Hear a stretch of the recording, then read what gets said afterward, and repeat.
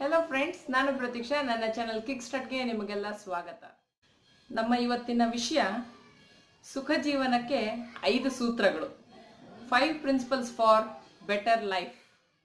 ಇವತ್ತು ನಾವು ಕಲಿಯುವಂತಹ ಈ 5 ಸೂತ್ರಗಳು ಎಷ್ಟು ಸಿಂಪಲ್ ಆ್ಯಂಡ್ ಎಫೆಕ್ಟಿವ್ ಆಗಿವೆ ಅಂತಂದರೆ ಇದನ್ನು ಯಾರಾದರೂ ತಮ್ಮ ಜೀವನದಲ್ಲಿ ಅನುಸರಿಸ್ಬೋದು. ಆ 5 ಸೂತ್ರಗಳು ಯಾವುವು ಅಂಥೇಳಿ ನಾವೀಗ ನೋಡೋಣ.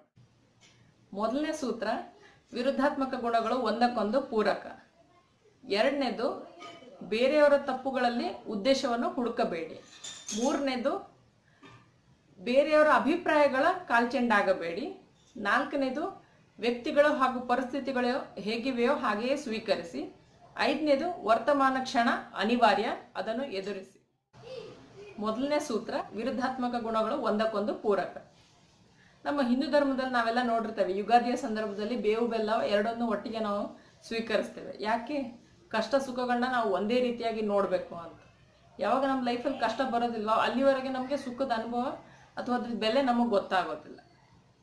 ಹಾಗಾಗಿ ನಮ್ಮ ಲೈಫಲ್ಲಿ ಎರಡನ್ನೂ ಕೂಡ ನಾವು ಒಂದೇ ರೀತಿಯಾಗಿ ನೋಡಬೇಕು ಅನ್ನೋದನ್ನ ಈ ಸೂತ್ರ ನಮಗೆ ತಿಳಿಸ್ಕೊಡೋದು. ಎರಡನೇ ಸೂತ್ರ, ಬೇರೆಯವರ ತಪ್ಪುಗಳಲ್ಲಿ ಉದ್ದೇಶವನ್ನು ಹುಡುಕಬಾರದು. ನಾವು ತಪ್ಪು ಮಾಡಿದಾಗ ಏನು ಹೇಳ್ತೀವಿ? ನಾನು ಉದ್ದೇಶಪೂರ್ವಕವಾಗಿ ಯಾವುದೂ ಮಾಡಲಿಲ್ಲ, ಅದೇನೋ ನಡೆದು ಹೋಯ್ತು ಅಂದ್ಕೊಂಡು ಹೇಳ್ತೀವಿ.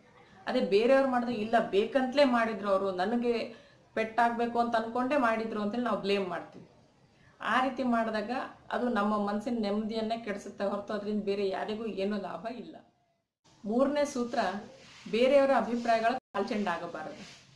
ಕಾಲ್ಚೆಂಡು ಅಂದರೆ ಫುಟ್ಬಾಲ್, ಅದ್ರ ಕೆಲಸ ಏನು ಹೇಳಿ? ಯಾರ್ಯಾರು ಹೆಂಗೆ ಓದಿತಾರೋ ಹಂಗಂಗೆ ಆ ಬಾಲ್ ಹೋಗುತ್ತೆ ಅಲ್ವಾ? ಅದಕ್ಕೇನಾದ್ರೂ ಬೆಲೆ ಇದೆಯಾ? ಅದಕ್ಕೇನಾದ್ರೂ ಒಂದು ವ್ಯಕ್ತಿತ್ವ ಇದೆಯಾ? ಇಲ್ಲ.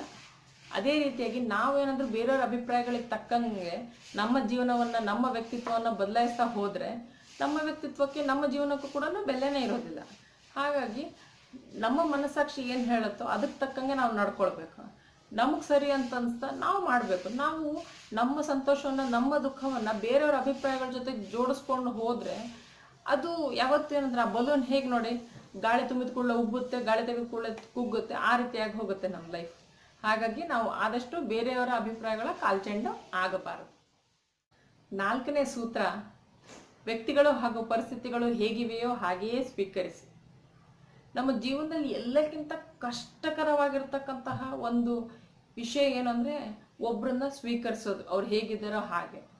ನಾವು ಎಲ್ಲಿವರೆಗೆ ವ್ಯಕ್ತಿಗಳನ್ನಾಗಲಿ ಪರಿಸ್ಥಿತಿಗಳನ್ನಾಗಿ ಹೇಗಿದೆಯೋ ಹಾಗೆ ಅಕ್ಸೆಪ್ಟ್ ಮಾಡ್ಕೊಳ್ಳೋದಿಲ್ವ, ಅವಾಗ ಮಾತ್ರ ನಮಗೆ ಕಷ್ಟ ಆಗುತ್ತೆ. ಒಬ್ಬ ಹುಚ್ಚ ನಮ್ಮ ಹತ್ರ ಬಂದ್ಬಿಟ್ಟು ಏನೇನೋ ಮಾತಾಡಿದ್ರೆ ನಾವು ತಲೆ ಕೆಡಿಸ್ಕೊತೀವ? ಇಲ್ಲ. ಯಾಕಂದ್ರೆ ನಮ್ಗೆ ಗೊತ್ತಿದೆ ಅವನು ಹುಚ್ಚ ಅಂತ. ಆಗ ನಾವೇನು ತಲೆ ಕೆಡಿಸ್ಕೊಳಕ್ಕೆ ಹೋಗೋದಿಲ್ಲ. ಅದೇ ಯಾರಾದ್ರೂ ಒಬ್ಬರು ನಮ್ಗೆ ಕೆಟ್ಟದ್ದು ಮಾಡಿದರೆ ನಾವು ತುಂಬ ತಲೆ ಕೆಡಿಸ್ಕೊ, ಅಯ್ಯೋ ಅವ್ರು ನಮ್ಗೆ ಹಿಂಗೆ ಮಾಡಿದ್ರು ಅಂತೀವಿ. ಅದರಿಂದ ನಾವು ಯಾವಾಗ ಅಕ್ಸೆಪ್ಟ್ ಮಾಡ್ತೀವಿ ಅವ್ರು ಇರೋದೇ ಹಾಗೆ, ಅವ್ರ ಗುಣನೇ ಹಾಗೆ ಅಂಥೇಳಿ, ಅವಾಗ ನಮ್ಗೆ ಅಷ್ಟೊಂದು ಬೇಜಾರಾಗೋದಿಲ್ಲ. ಅದರಿಂದ ನಾವು ಬುದ್ಧಿ ಕಲ್ತ್ಕೊಂಡು ನಾವು ಲೈಫಲ್ಲಿ ಮುಂದೆ ಹೋಗ್ತೀವಿ.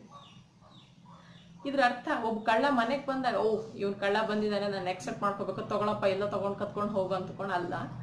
ಕಳ್ಳ ಬಂದಿದ್ದಾನೆ, ನಮ್ಮ ಮನೆ ಪರಿಸ್ಥಿತಿ ಈಗ ಈ ಥರ ಇದೆ ಅಂತ ಅಂದ್ಕೊಂಡು ಅಕ್ಸೆಪ್ಟ್ ಮಾಡಿಕೊಂಡು ನಂತರ ಶಾಂತವಾಗಿ ಪೊಲೀಸರಿಗೆ ಫೋನ್ ಮಾಡೋದು. ಅಂದರೆ ಒಂದು ಪರಿಸ್ಥಿತಿಯನ್ನು ಅಥವಾ ಒಬ್ಬ ವ್ಯಕ್ತಿಯನ್ನು ನಾವು ಅಕ್ಸೆಪ್ಟ್ ಮಾಡ್ಕೊಂಡ್ಬಿಟ್ಟು ಅದಕ್ಕೆ ತಕ್ಕಂಗೆ ನಾವು ರೆಸ್ಪಾಂಡ್ ಮಾಡೋದು, ರಿಯಾಕ್ಟ್ ಮಾಡೋದು ಅಲ್ಲ. ಕೊನೆಯ ಸೂತ್ರ, ವರ್ತಮಾನ ಕ್ಷಣ ಅನಿವಾರ್ಯ, ಎದುರಿಸಲೇಬೇಕು. ನಾವು ಎಲ್ಲಿವರೆಗೆ ಪರಿಸ್ಥಿತಿಗಳಿಂದ ಓಡ್ ಹೋಗ್ಲಿಕ್ಕೆ ಸಾಧ್ಯ ಹೇಳಿ?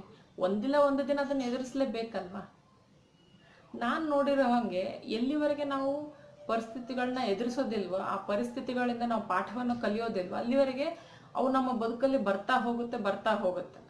ನಾವು ಕಲಿತ ಕ್ಷಣನೇ ಆ ಸಿಚುವೇಶನ್ಗಳು ನಮ್ಮ ಲೈಫಲ್ಲಿ ಚೇಂಜ್ ಆಗ್ತಾ ಹೋಗುತ್ತೆ. ಅದು ನಾನು ಗಮನಿಸಿರುವಂತಹ ಒಂದು ಅಂಶ. ನೀವು ಕೂಡ ಅದನ್ನು ಬೇಕಿದ್ರೆ ಪರೀಕ್ಷೆ ಮಾಡ್ಬೋದು.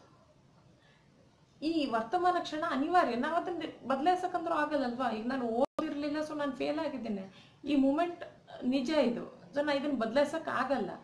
ಬಟ್ ಅದನ್ನು ನಾನು ಆಕ್ಸೆಪ್ಟ್ ಮಾಡ್ಕೊಳ್ಬೇಕು. ನಾನು ಈ ಥರ ತಪ್ಪು ಮಾಡಿದೆ, ಅದಕ್ಕೆ ನನಗೆ ಈ ಸ್ಥಿತಿ ಬಂದಿದೆ, ನನಗೆ ಈಗ ನನ್ನ ಅಪ್ಪ ಅಮ್ಮ ಬೈತಾರೆ, ನಾನು ಅದನ್ನು ಎದುರಿಸಲೇಬೇಕು.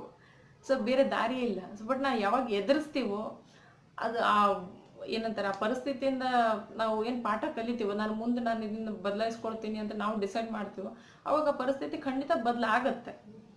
ಹಾಗಾಗಿ ನಮ್ಮ 5ನೇ ಸೂತ್ರ, ವರ್ತಮಾನ ಕ್ಷಣ ಅನಿವಾರ್ಯ, ಎದುರಿಸಲೇಬೇಕು. ಫ್ರೆಂಡ್ಸ್, ಈ ಸರಳ ಸೂತ್ರಗಳನ್ನ ಕಲಿಸಿಕೊಟ್ಟವರು ಶ್ರೀ ರವಿಶಂಕರ್ ಗುರುಜಿಯವರು. ಈ ಸೂತ್ರಗಳು ಕೇಳಲಿಕ್ಕೆ ಎಷ್ಟು ಸರಳ ಅಂತ ಅನಿಸುತ್ತೋ ನಮ್ಮ ಜೀವನದಲ್ಲಿ ಅಳವಡಿಸಿಕೊಂಡಾಗ ಅಷ್ಟೇ ಪರಿಣಾಮಕಾರಿಯಾಗಿರೋದನ್ನ ನಾವು ಕಂಡುಕೊಳ್ಬೋದು. ಈ ಸೂತ್ರಗಳೆಲ್ಲ ನನ್ನ ಜೀವನದಲ್ಲಿ ತುಂಬಾನೇ ಬದಲಾವಣೆಯನ್ನು ತಂದಿದೆ. ನಿಮ್ಮ ಜೀವನದಲ್ಲೂ ಕೂಡ ಆ ಬದಲಾವಣೆಗಳನ್ನ ಅದು ಖಂಡಿತ ತರುತ್ತೆ ಅನ್ನೋ ನಂಬಿಕೆ ನನಗಿದೆ. ಇದನ್ನೆಲ್ಲ ಅಳವಡಿಸ್ಕೊಂಡು ನಮ್ಮ ಜೀವನದಲ್ಲಿ ನಾವು ಸಂತೋಷವನ್ನು ಕಾಣೋಣ ಅಂತ ಹೇಳ್ತಾ ನನ್ನ ಈ ವಿಡಿಯೋನ ಮುಗಿಸ್ತಾ ಇದ್ದೇನೆ. ನಿಮಗೆಲ್ಲ ಈ ವಿಡಿಯೋ ಇಷ್ಟ ಆಯಿತು ಅಂತ ಅಂದ್ಕೊಳ್ತಾ ಇದ್ದೇನೆ. ಇಷ್ಟ ಆದಲ್ಲಿ ಲೈಕ್ ಮಾಡಿ, ಶೇರ್ ಮಾಡಿ, ಸಬ್ಸ್ಕ್ರೈಬ್ ಮಾಡಿ. ಮತ್ತೆ ಮತ್ತೊಂದು ವಿಷಯದೊಂದಿಗೆ ಮತ್ತೆ ಸಿಗೋಣ. ಅಲ್ಲಿವರೆಗೆ ನಮಸ್ಕಾರ.